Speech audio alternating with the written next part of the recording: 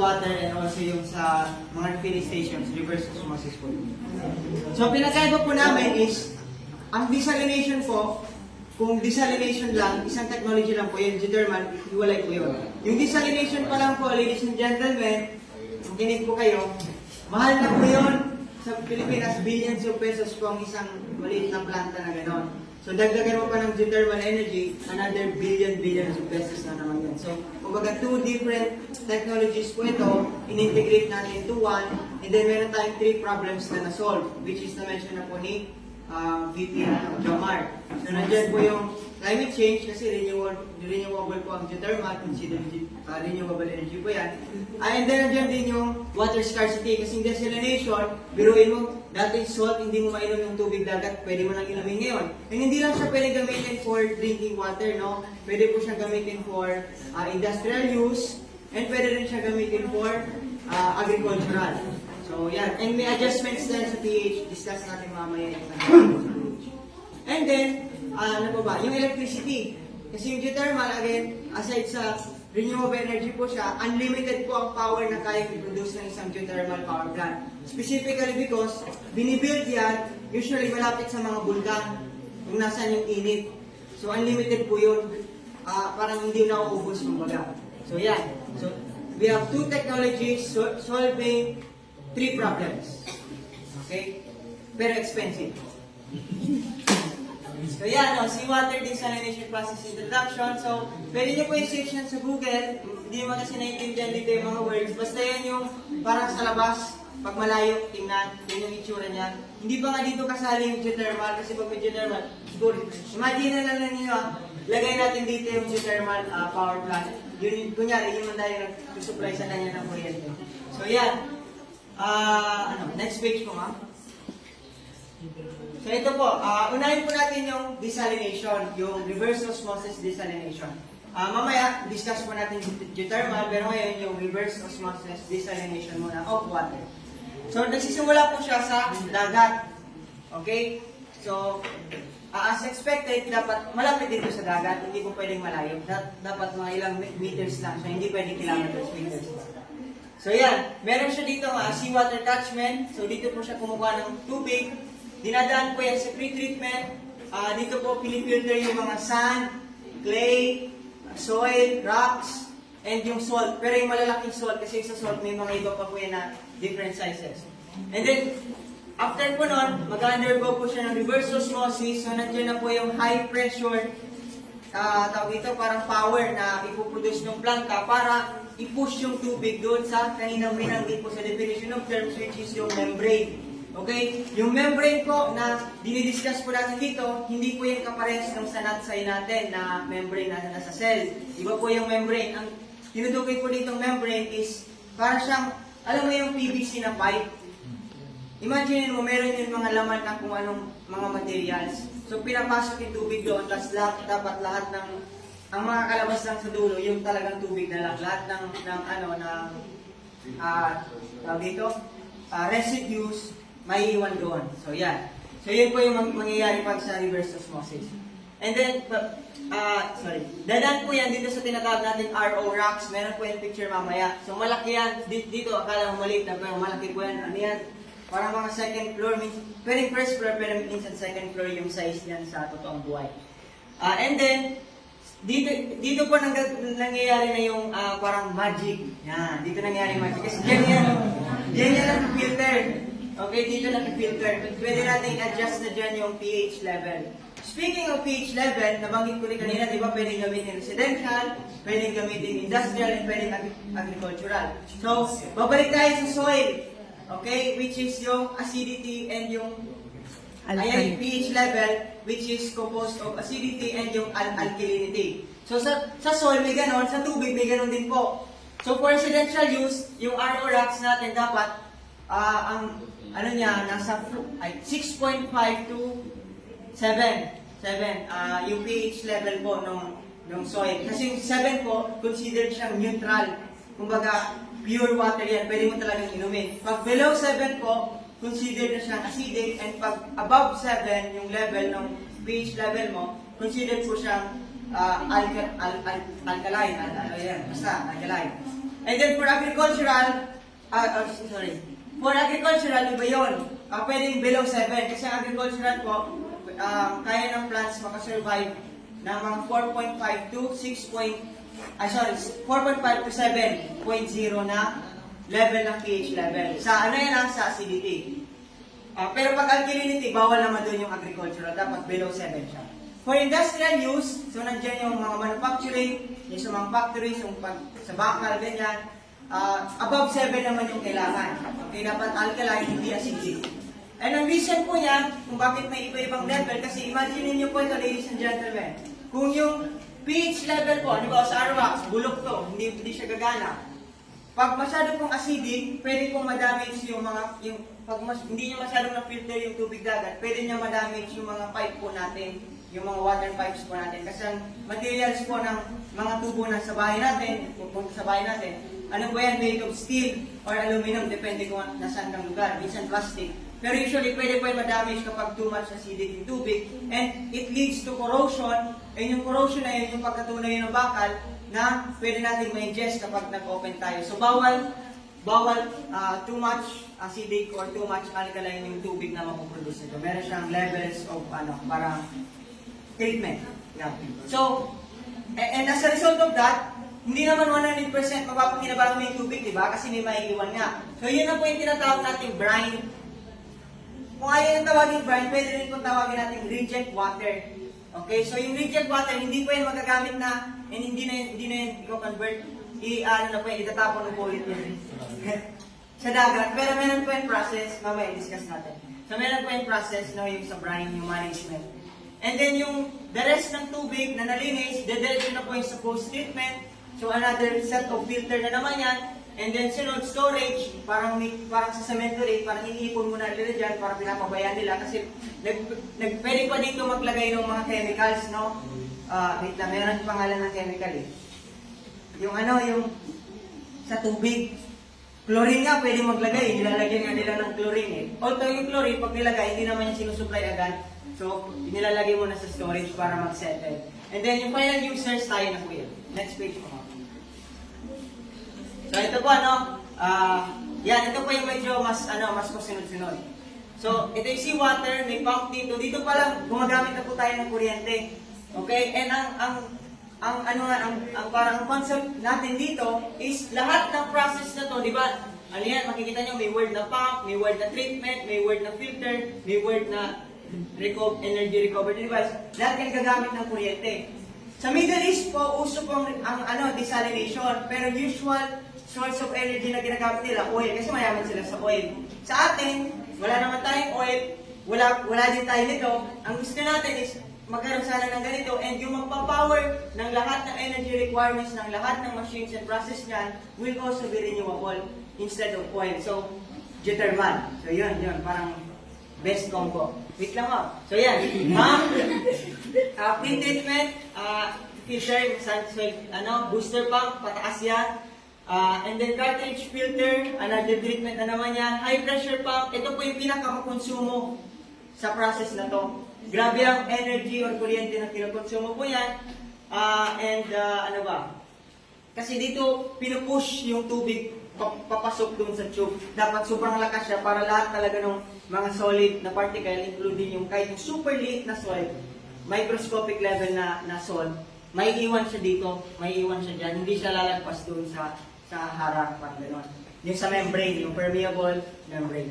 And then speaking of permeable, pag nakalagpas na po yung tubig dyan, ang tawag na po natin sa tubig, aside sa, pwede natin sabihin clean water, permit water.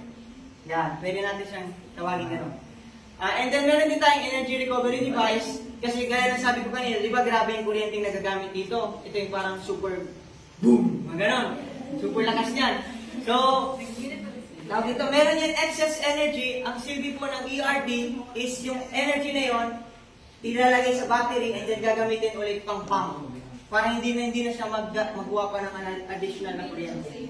And then after po yan, nandito na yung brine, palabas ng wastewater, papasok na sa RO modules, yung final cleaning, and then post-treatment, parang aftermath cleaning, and then booster pump na naman, then fresh water na po yan.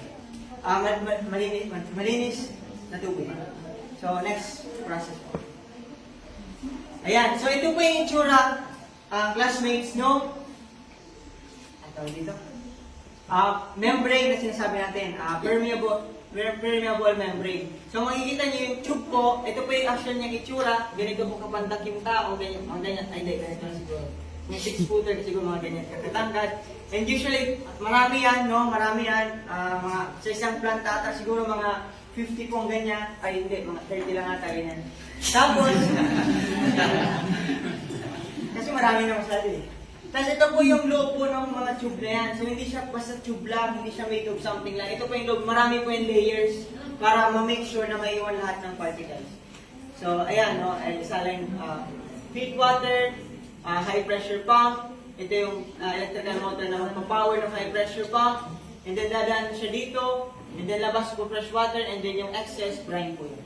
Next page. So ayan po yung example, real life example kung gaano kalaki ang scale na ganito. So napakalaki. Wala po dito sa Pilipinas. Okay, yung mga mayayaman lang na bansa nakaka-afford nito. Ano ba? Basta super laki. Ito po yung makikita nyo from dito sa ganito kalayo, di ba? Nasa langit tayo ngayon, lumilipad tayo. Imagine niyo nakaplano tayo. Makikita nyo, ito po yung kaninang hindi ko masyadong diniscuss, storage. Ito po, ganito po siya kalaki. Tubig pong naman yan, storage. So yan, ano ba? Ito po, nasan yung map? Siguro parang nandito po ata yung pump, something nandyan, and then nandyan po yung planta, something. And then parang nandun po ata yung post, nandito yung pump, nandun po yung premature, pre-treatment, and then nandito yung final product po niya. Parang ganun yung itsura niya. And then speaking of, nasa Saudi Arabia po itong pig, usually mga Middle East nakaka-afford nito. Sa Asia, hindi po siya masyadong uso pa. Okay, so next page po. So yan, so na-discuss natin po yung process ng reverse osmosis desalination. May question pala, bakit reverse osmosis? Kasi sa desalination po, meron pa iba-ibang types, kaya na bahala mag-research nun. Basta sabihin ko sa inyo, kaya reverse osmosis kasi ito po yung pinaka-least expensive. So hindi na nga natin afford, pero at least kung ma-afford man natin, ito yung pinaka-affordable, reverse osmosis. Yan po yung pinaka-affordable process. So yan, mag-geothermal power plant, ito naman yung ngayon na i-discuss natin. Ito yung magpa-power doon. So imbis na gayahin natin yung Saudi Arabia, gagamit sila ng oil, gagamit tayo ng geothermal. Bakit geothermal? Maraming bulkan ng Pilipinas. Bakit maraming bulkan sa Pilipinas? Kasi nasa Pacific Ring of Fire tayo. Okay? So sayang naman yung magma na yan, na active na grabe ang init na pinupulos, nakakarating ng crust and nakakabuo ng bulkan. So sayang naman kung di natin utilize, hindi po ba? So yan. So, ang geothermal po, basic lang naman, hindi naman siya ganun ka-complicated. Tinatayo siya malapit kung saan may steam or heat na lumalabas sa crust, sa Earth's crust. Yung steam na kinukuha, galing po sa mantle, crust, mantle, tama ba? Crust? Mantle po. Ginagamit po yun pang-generate ng kuryente. So, kino-convert po yun para maging kuryente yung steam. Although meron po yung excess, so pwede niyong sabihin na hindi siya 100% renewable. Kasi ang geothermal po, meron din siyang excess na steam.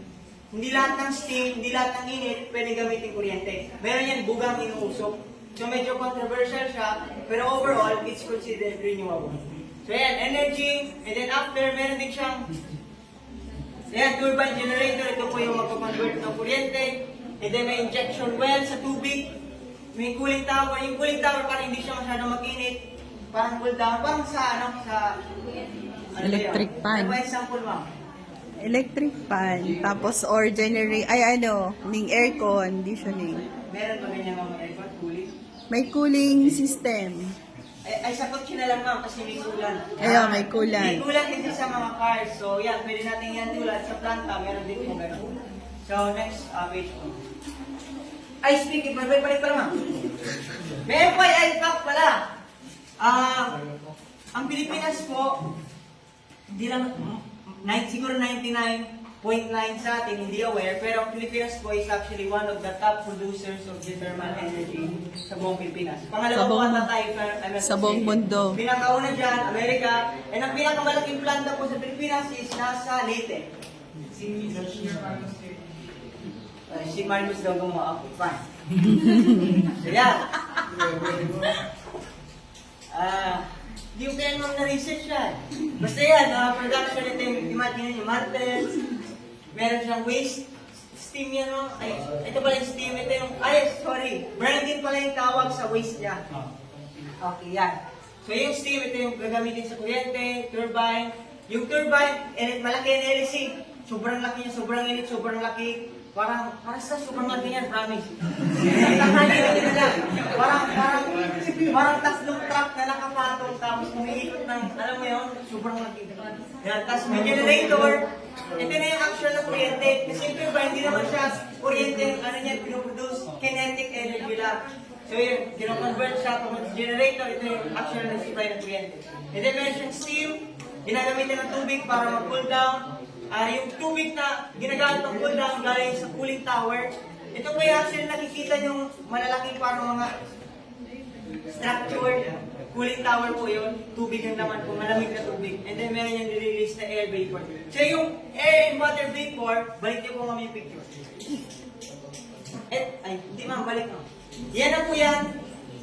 So hindi naman ito carbon dioxide, hindi yan monoxide, hindi yan gases. Vapor lang po yan, water vapor, mainit na tubig. So, sige po. So yan, and then yun, waste brine, binabalik lang siya. Kung saan siya nanggaling. So, sige ma'am. So yan, seawater. Ayan, ito na po yung kinumbay natin silang dalawa. Bakit? So, seawater, geothermal. Basta pang engineer kaya ito, may mahina ko dyan. Basta imagine may mga bal, may mga lamp, may kuryente, may wire, ching ching ching ching.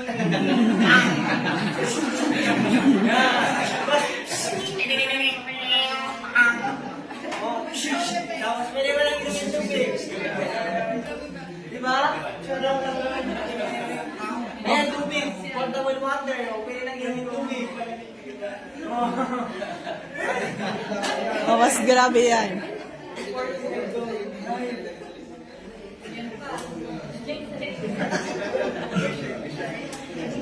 Ayan, ang ano lang dito, ito na yung diagram, para mag-gets nyo na talaga. Simple na to eh. So yan, ito yung power plant, geothermal, billions and billions of pesos, mahal yan. Hindi natin afford. Hindi, afford pala natin, marami tayong ganyan.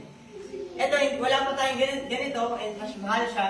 So kinumbay lang natin siya, no? Ang pinaka-benefit, magbe-benefit po nito is tayo, consumers. Mga business, residential, lahat, kahit agriculture, makikinabang. So yan po yung makikinabang. So guys, geothermal, transformer, papunta doon. Sa tubig, ganun din. Pero pinagkaiba, gaya ng sabi ko kanina, lahat ng process na yung dapat, yung kuryente yung gagamitan nila is manggagaling sa geothermal. So yun lang po yung pinagkaiba. So yan. Kaya meron tayong feasibility cost. Kasi kanina ko pa nababanggit. Ang mahal-mahal niya, hindi mo lang sinasabi yung presyo. Magkano ka? So yan. So naka-dollars po to. Convert na lang natin. $60 60 pesos na po ngayon yung palitan. So, sige, compute natin. So sabi daw, per cubic meter, yung construction is nagko-cost po from 1,000 to 3,000 US dollars.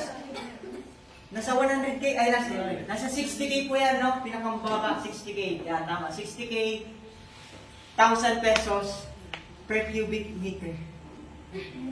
Basta yan. Basta yun sa construction.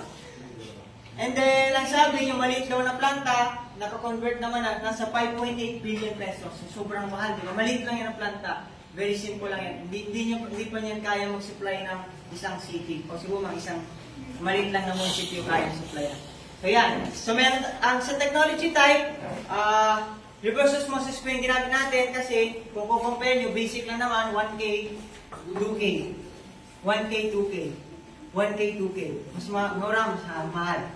So yan, no? Hindi ko ito masyado na research kaya na kung paano research na.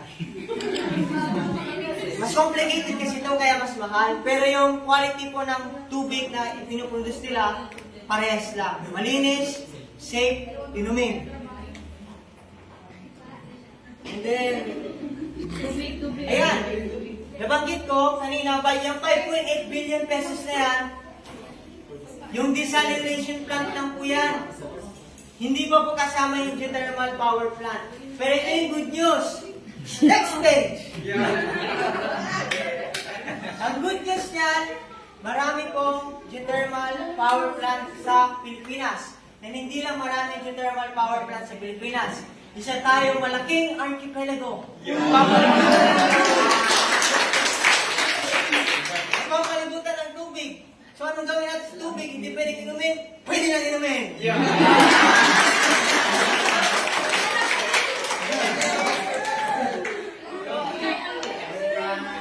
yan, no, meron tayong strategic locations. Apat yan, strategic yan. Talagang pinag-isipan po natin yan.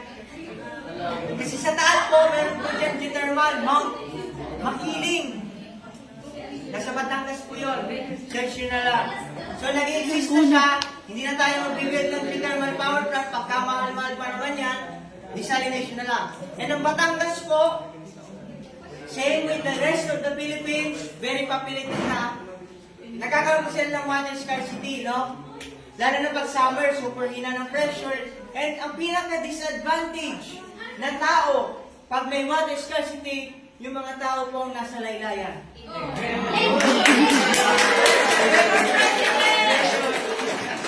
Kaya,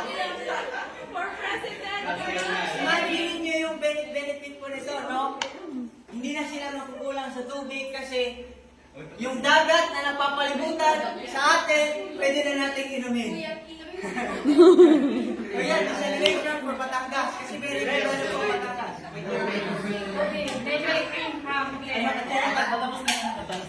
So yan, meron tayong Mount Mayon. Bakit Mount Mayon? Kasi ang Albay po, sa Naga, pili swerte tayo kasi meron tayong Mount Isarog. Yan yung Mount Isarog, maraming tubig, hindi naubos, malamig. Yan. Pero yung sa Albay po, very different yung situation nila doon.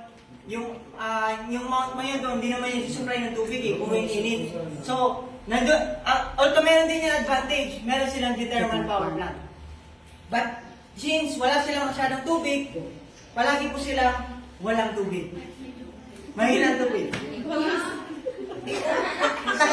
Punta po kayo sa Legazpi, something. Mga bahay-bahay, mga apartment, mas mahina po ang presyo ng tubig compare sa atin.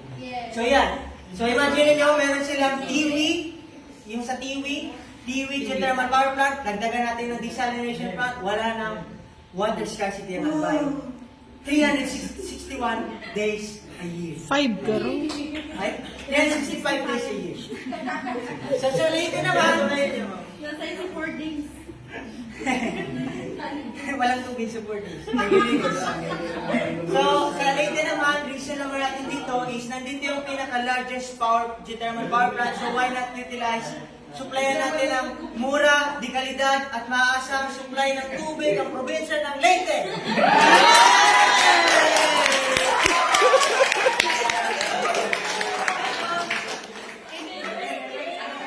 And finally,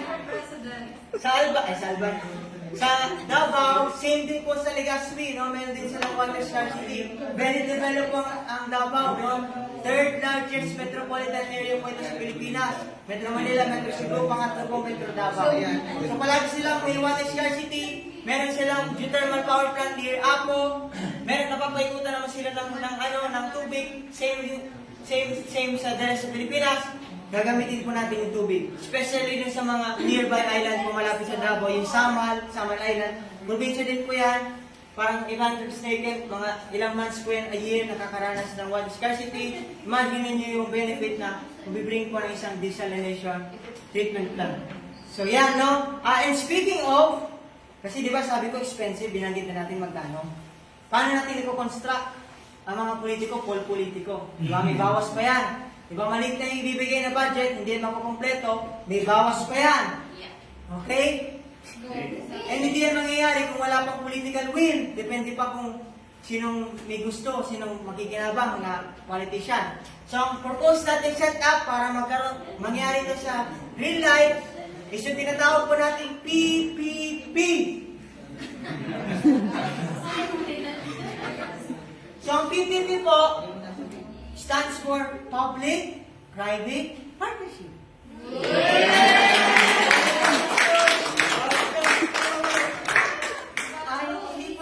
Hindi government program or what, it's just a term for an initiative na tinatawag, no? So, pag sinabi natin PPP, Public-Private Partnership, usually, ang usapan dyan is yung magpamanage ng project, yung mag-ooperate, private sector, so private company.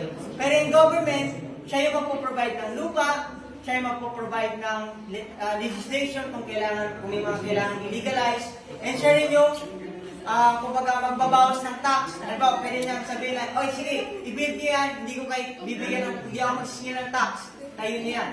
And then, magbibigay din siya siguro mga 25 to 50% na cost of share sa construction para, mag-build yan.